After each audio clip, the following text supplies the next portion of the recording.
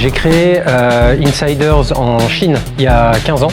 Et donc mon idée, c'était de partager mon amour d'une destination. Je suis passé à Marrakech en vacances et un coup de cœur vraiment sur cet art de vivre, cette joie de vivre, cette simplicité, cet accueil du voyageur. Donc je me suis dit que si un jour j'aurais la possibilité de revenir, je viendrai et c'est ce que j'ai fait en 2015. C'est Marrakech qui nous a choisis et en fait c'est à Marrakech qu'on a trouvé une diversité culturelle, un attrait réel et surtout un vrai potentiel de développement. Ce qui est intéressant, c'est que Marrakech, c'est une ville assez confidentielle, assez secrète. Il faut avoir les clés. Quand on se promène dans la Médina, il y a toujours des portes fabuleuses avec des riades incroyables, mais c'est pas ouvert comme ça.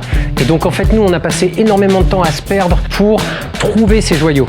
Et à chaque fois qu'on est là, on pense que là, ça y est, on commence à vraiment connaître Marrakech. Et paf, il y a encore une porte qui s'ouvre, une rencontre. Il y a toujours quelqu'un qui connaît quelqu'un qui va vous aider. C'est fabuleux, on n'en fera jamais le tour en fait.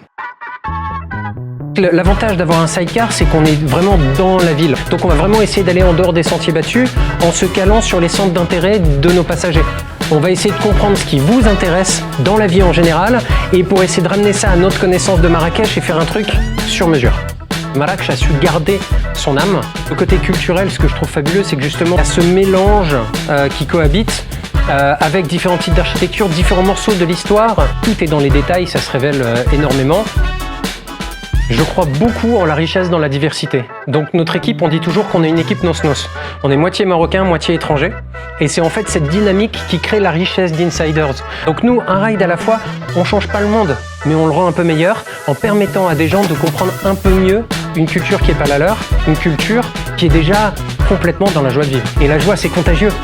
Donc déjà, de toute manière, ici, l'accueil du voyageur, c'est culturellement complètement intégré et parce que on va essayer de les emmener à la rencontre de l'autre. Et c'est notre mission, c'est vraiment de permettre à des gens de mieux appréhender une culture qui n'est pas la leur.